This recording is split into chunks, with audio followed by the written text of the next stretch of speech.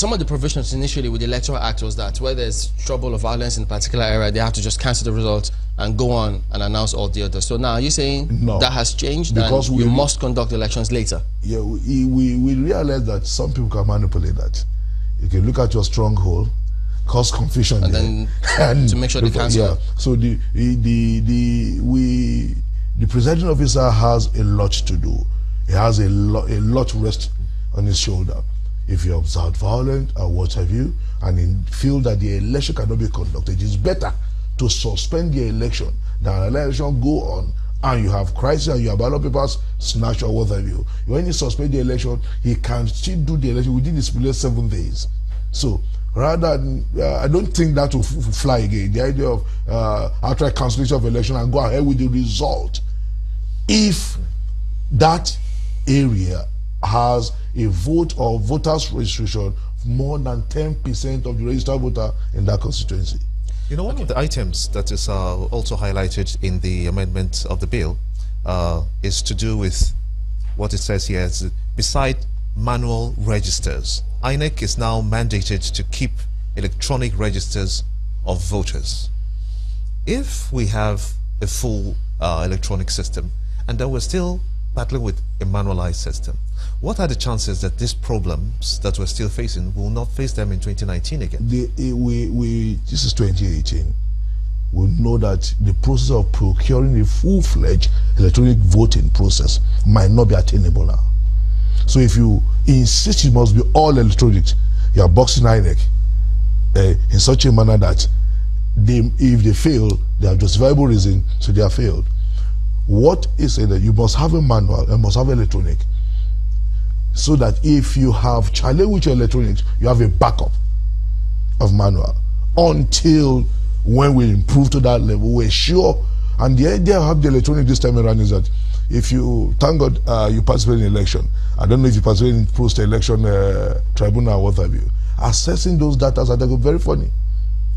So the idea is to keep that data open to all electronically. And the idea is that before election, 30 days before election, they are made available to the public to look at. 2, there's a portion of that section 2 that cure the recurring incident of political parties' logo missing. It is a recurring thing in most election tribunal. You find the elections council. Now, INEC is mandated to publish those logos before election, and now your political party is given the mandate to verify, confirm that their logo is in there before the election. If I could escalate that a little bit in practical terms, speaking about INEC and SIEC, we looked at this a little bit yesterday. Images of children voting in elections. Well, we do know that INEC has said that they've set up this committee to look into it, and that's part of what I believe those laws are meant to address and correct. What's your impression? Let me start with Chief Okoye. When you saw those, were you surprised or were you elated when you heard, okay, there's a committee set up to look into this and perhaps it won't happen again? Well, that was as scandalous as it was funny, if that happened. In the age of social media, let's agree it was not manipulated, that it was real. Being real, I mean, that tells a whole lot about our polity. And it tells a whole lot about, like he has agreed with me, about what is lacking. Because the ethics we're talking about, the values we're talking about, you should be able to prevent people from engaging in such things. You engage children to commit crimes. Because INEC said they give them the electronic register. Yeah. I said, well, which they're supposed to use. Yeah, yes, because normally INEC has all those things without political parties. They all have them. Just like I said, it depends on the use to which you put them. Some of these things are just neutral. They can be put to either positive or negative use. And here we're seeing a negative use of it. For what purpose? What do you want to achieve? Assuming there is a national interest, assuming that we have the right values, we will be doing that. Children definitely are not criminally responsible for some of that, but those that engage them to do that are the people that are responsible. But I would say that it is something that should be condemned. It is not something that should be laughed about. Definitely, you're not going to go and arrest the children once they are minors. their criminal responsibility is zero. But people who call them, people give them money to do those things. So having said that, yes, INEC may not be the one responsible for it. And it's all because of the laws that we have, where the state will organize elections for council. Again, you go back to the law. You go back to the law, which is always, in most cases, strong enough to catch the weak, but always too weak to catch the strong. So, so we get to a situation where the state government establishes election commission, appoints the people that are there, makes law to that effect, and then in an area, how can you say, and that's why we in UDP, and by extension the people in CNN, that we're talking about new Nigeria, where we're going to be talking about serious values. We're saying there should be local government autonomy. In a situation where you have local government autonomy, there's no way you tell me that you come to a state and it's all one party that will win all the election. It doesn't make sense. But these are the things we've been saying. And people are not ashamed about it. You see, because when you have the right value, there are certain things that will make you feel uncomfortable. There are certain things that will make you feel ashamed. But when you don't even know the difference between good and bad, I mean, it becomes difficult. Like when we're in school, there are certain behaviors you cannot exhibit when you're wearing school uniform. There are certain things you cannot do. In fact, your teacher comes to your house, maybe to come and discuss with your father. You probably will pee in your pants before your father, because you wouldn't have known whether you did something wrong or maybe one of your brothers or something. But these days, it's not where students call teachers on phone. Oh, I'm going to have a lecture by so and so time. I mean, so you see, the value system is going down, and it behoves on them, right, the National Assembly, to do something about it, because this damage was substantially done between 1970 and 98. That's when the debasement of our values started.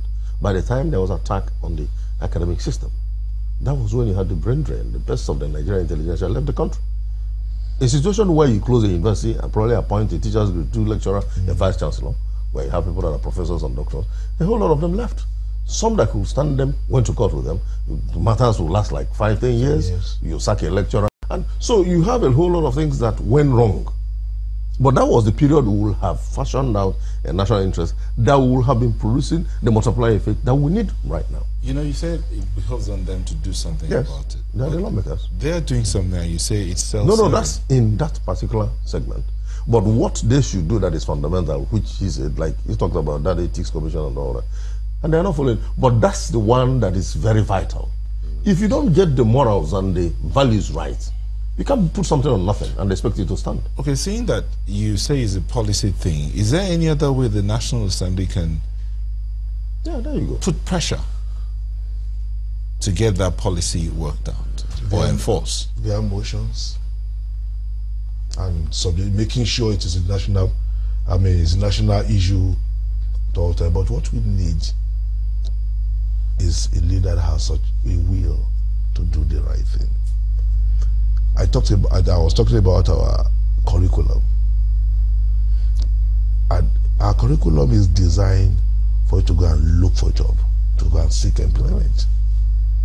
You are programmed that when you graduate, certificates takes you around to go and look for a job.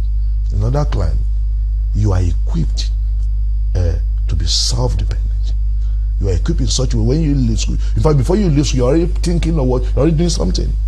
So, those are fundamental issues that we need to deal with. However, for where we are now, that's my opinion, we need a leader who is committed to ideals of good governance, to marry. We are so divided that the water policy cannot fly. Everybody will choose to interpret that policy to suit its own ethnic or political agenda. So we need a nationalist for now. We need a federalist. We need somebody who will harness all this opinion for now, bring us together before we begin to trickle down into these specifics. Don't you have that leader now? Huh? Don't you have that kind of leader? No, sir, we don't. Without... At what levels are you talking about? Well, you're looking at one. We don't. Presently, we don't. be truth. Yeah. So but like you know, by saying we don't, you're in a way indicting all of you in the National Assembly as well. I am No, you can't indict them because we're not running a parliamentary system. No, they are all leaders, because he's saying we don't have that kind of leader. That means he's also indicting them. Let me be very sincere with you. I told you something. I said when I came in the zeal with you, I came into the National Assembly. The first bill I introduced was teaching of ethics and value, and I'm 7 years in the National Assembly now. The bill can't fly because it's a policy thing, and I cannot push it through the executive. You have an office on teaching of ethics and value. I was thinking that let's assume that my generation or generation before me had not been able to put this in perspective properly. What do we do with generation coming behind? I was thinking we have a system where as a child is grow in my house, my 4-year-old daughter understands ethics and value. In fact, when she bring her food and you eat it in her presence, and you didn't pray, she will call you up that you're not praying because she has understands the ethics of the house.